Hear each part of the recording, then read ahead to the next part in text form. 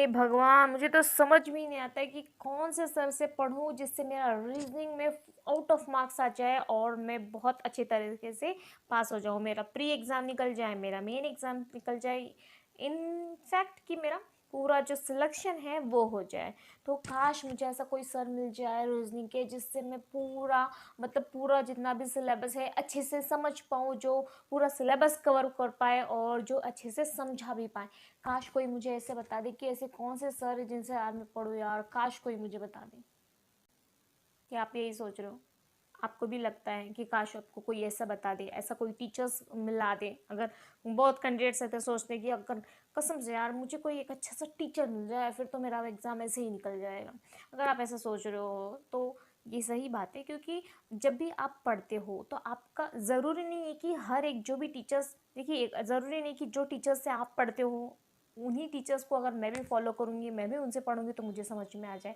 देखिए सबकी IQ level सबका अलग होता है, इंटेलिजेंस लेवल सबका अलग होता है। तो किसी को पसंद आता है, किसी को पसंद आता है। तो इसलिए सबसे पहले मैं आपको ये बात बताना, ये क्लियर करना चाहती हूँ कि जो भी सब्जेक्ट आप पढ़ें, चाहे रीजनिंग हो चाहे मैथ्स हो, तो पर्टिकुलर एक सब्जेक्ट के लिए एक या दो सर को ही आप चूज़ करें। ऐसा नहीं कि मैं उनसे भी पढ़ रहा हूँ, उनसे भी पढ़ रहा हूँ, उनसे भी पढ़ रहा हूँ, गाइडली पे भी पढ़ रहा हूँ, उनके भी ले रहा हूँ, उनको भी ले रहा हूँ, ऐसा मत कीजिएगा। क्योंकि इससे क्या हो जाएगा, देखिए अगर मैं कुछ एक क्वेश्चन आपको समझा रही हूँ तो मेरा क्वेश्चन अलग होगा, मेरा कॉन्सेप्ट अलग होगा, मेरा उस क्वेश्चन को सॉल्व करने का ट्रिक या फंडा आप बोल सकते हो वो अलग होगा। लेकिन अगर आप वही क्वेश्चन आपको दूसरे से अगर पढ़ाएंगे तो ज़रूरी नहीं कि जो जो ट्रिक मैंने बताया है, जो फॉर्मूला मैंने बताया है, उसी तरीके से उस क्वेश्चन को वो सॉल्व करें। हो सकता है उनका कुछ कॉन्सेप्ट अलग है। तो हर जो सर है उनका स्ट्रेटजी अलग होता है, उनका पॉइंट ऑफ व्यू अलग होता है उस सब्जेक्ट को लेके पर्टिकुलर। कोई बोलता है कि पहले आप ये कर लो, पहले आप वो कर लो। तो आप समझ रहे हो कि मैं क्या बोलना चाहती हूँ। इसका आपको मिक्स नहीं करना है। देखिए पढ़ना आपको क्या है, क्वेश्चंस आपको लेने हैं। सबसे पहले मैं बोलना चाहूँगी कि आपको केवल पढ़ना एक ही सर से है, एक या ज़्यादा से ज़्यादा आप दो सर को चूज़ कर सकते हो एक सब्जेक्ट के लिए। तो पढ़ना आपको दो सर से ही है। लेकिन अगर आपको क्वेश्चंस की कमी गिर रही है, यानी कि बहुत अगर आप टू डू लिस्ट कर रहे हो, डेली प्रैक्टिस कर रहे हो, डेली टारगेट्स ले रहे हो, तो आपको क्वेश्चंस की कमी हो सकती है। तो आपको क्या करना है कि गाइडी से भी उठाना है, टेक्स्ट बुक से भी उठाना है, अड्डा से भी उठाना है, करंट अफेयर्स फंडा जो है उससे भी उठाना है, स्टडीफाई से भी उठाना है। तो नंबर्स ऑफ क्वेश्चंस आप कहीं से भी कलेक्ट कर सकते हो। लेकिन जो कॉन्सेप्ट क्लियर करते समय आप स्टार्टिंग में पढ़ते हो ना, वो खाली वो जो कॉन्सेप्ट है, वो जो फॉर्मूलेज हैं, वो खाली आपको एक या दो सर से ही आपको वो पढ़ना है। नहीं तो आप बहुत ज़्यादा जम्बल्ड हो जाओगे। और कैंडिडेट इसी में जम्बल हो जाते हैं कि मुझे ये पढ़ना है, मुझे वो पढ़ना है, मुझे कौन से सर से पढ़ना है, मुझे कौन सा फॉर्मूला लगाना है।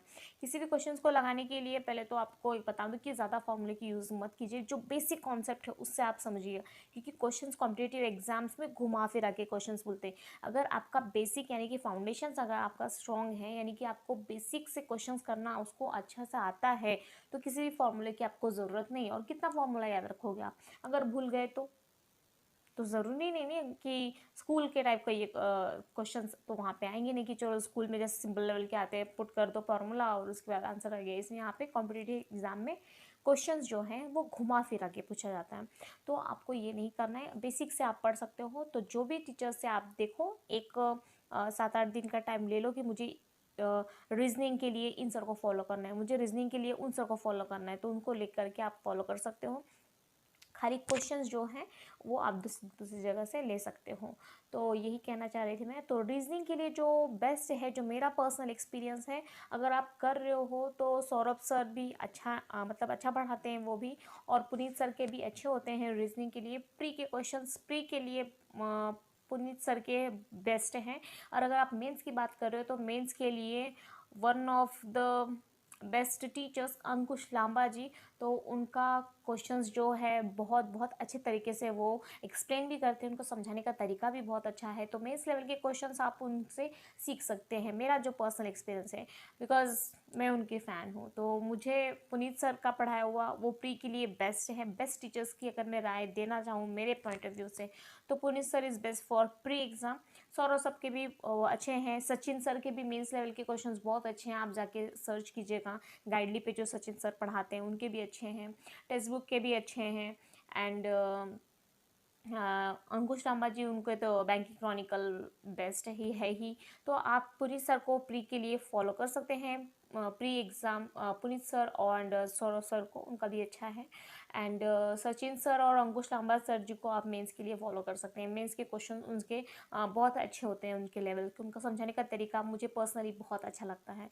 तो मैं ही आपको बताना चाह रही थी। तो खाली आपको 1 या 2 सर को ही ऐसे उनको सिलेक्ट करके आपके बेस्ट के ऊपर आप देखिए, 7-8 दिन लगाइए, एनालिसिस कीजिए कि कौन से सर का मुझे, सबका वीडियो देखिए, आपको समझ में आ जाएगी कि कौन से सर से मुझे ज़्यादा अच्छे से समझ में आ रहा है, कौन से सर मुझे अच्छे से, मतलब मैं किसका जल्दी से कैच कर पा रहा हूँ। ये अभी आपके ऊपर भी डिपेंड करता है। तो आप खुद जज कीजिए, उसके बाद एनालिसिस कीजिए और उसके बाद चूज़ कीजिएगा। और जैसे मैंने बताया कि हर किसी का पढ़ते हुए मत रखिएगा, उसके अंदर आप बहुत ज़्यादा कंफ्यूज हो जाओगे। लेकिन अगर आप क्वेश्चंस करना चाह रहे हैं प्रैक्टिस, तो क्वेश्चंस वहाँ से उठा लीजिए, कॉन्सेप्ट अपने लगा लीजिए जो आपने सीखा है ऑलरेडी। तो यही कहना चाह रही थी। प्लीज़ प्लीज़ मेरे चैनल को भी सब्सक्राइब ज़रूर कर देना। मैंने भी अभी तक 200 से ज़्यादा वीडियो अपलोड कर चुकी हूँ, तो प्लीज़ एक बार उनको चेक कीजिएगा। और अगर कहीं लगा कि मुझे कुछ आपको एडवाइस देने की ज़रूरत है, क्योंकि मुझे समझ में नहीं आ रहा है इतने अच्छे से मैं एक्सप्लेन कर रही हूँ, मेरे क्वेश्चंस भी अच्छे खासे हैं, एक्सप्लेनेशन भी अच्छा है, वीडियो भी ठीक ठाक है, तो पता नहीं क्यों मैं खुद परेशान हो रही, क्यों व्यूज़ क्यों नहीं आ रहे, क्यों मेरे वीडियो को नहीं देखा जा रहा है। तो प्लीज़ मेरी उतनी हेल्प कर दो, प्लीज़ मुझे कुछ एडवाइस कर दो। सो थैंक्स फॉर वॉचिंग, मिलते हैं अगले वीडियो में। Till then take care, bye bye, God bless you.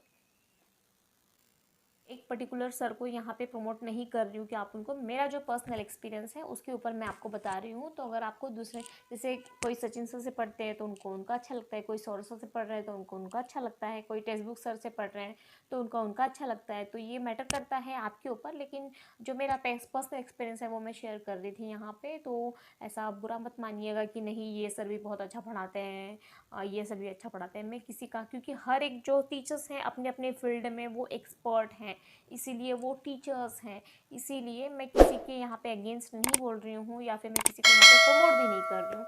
तो आप ये बिल्कुल मत समझिएगा, और अगर गलती से कुछ निकल गया है तो माफ़ कर दीजिएगा।